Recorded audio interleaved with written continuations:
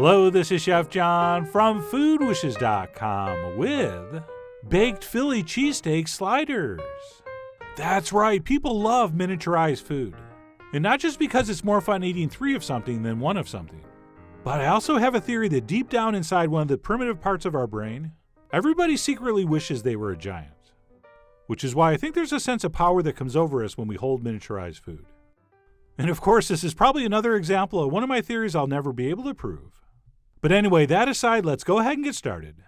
And for this, we're going to need about a pound of steak, which we will season very generously on both sides, with a mixture of salt, freshly ground black pepper, and cayenne.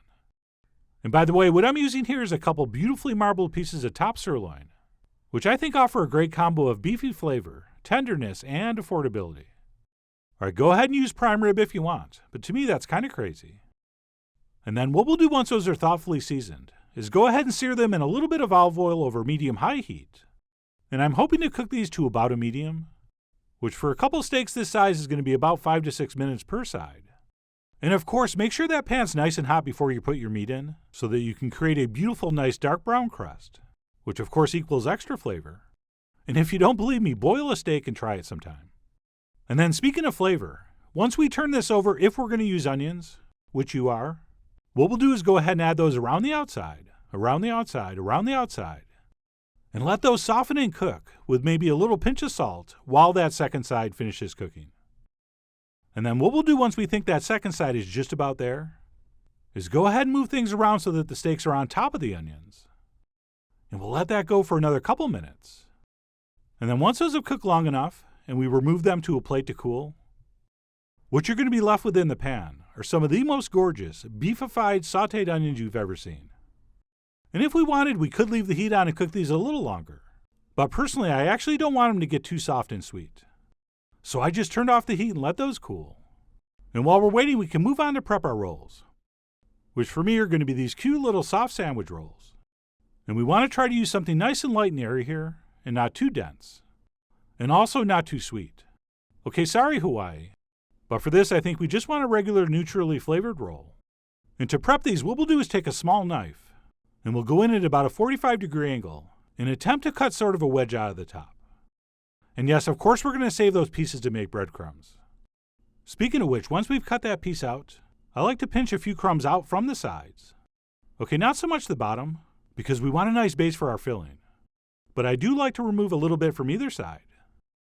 Oh, and if you're wondering if it's going to be a problem that all those rolls aren't exactly the same size, not really, since these are all going to bake up about the same.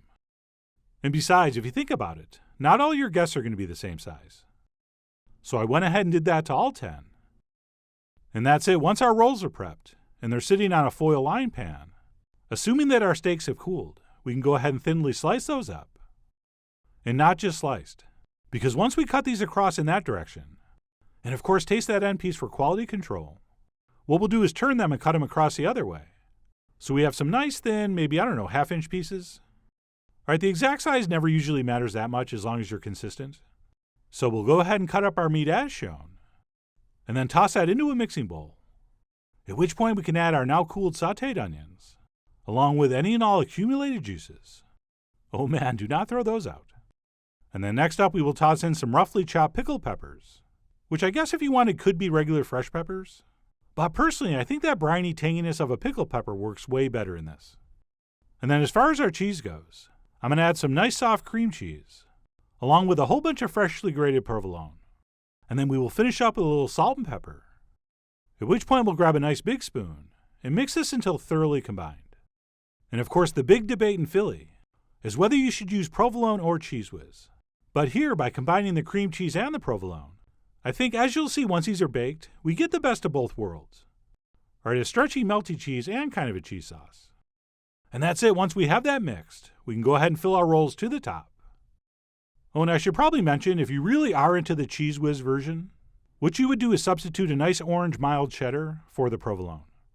And that will mix with the cream cheese and you'll have something fairly close. But anyway, you decide. I mean, you are, after all, the Sylvester Stallone of whether or not to use provolone. But regardless of which you use, once those are filled up, we will finish these off by topping with some extra grated cheese. And not just a little, a lot. Okay, so pile on whatever you think is the perfect amount. and then put on just a little bit more. And of course we've grated this cheese ourselves, because why wouldn't we? Seriously, it only takes a minute, and the cheese quality is going to be way, way better. And that's it. Once those are set, they are ready to pop into the center of a 425-degree oven for about 15 minutes or so, or until everything's heated through and our cheese is melted, and the edges of the rolls are getting browned. And if everything goes according to plan, they should look something like this. And then because I wanted these to look nice for the other food bloggers, I went ahead and garnished the top with chives. Something that has been done in Philadelphia exactly 0 times.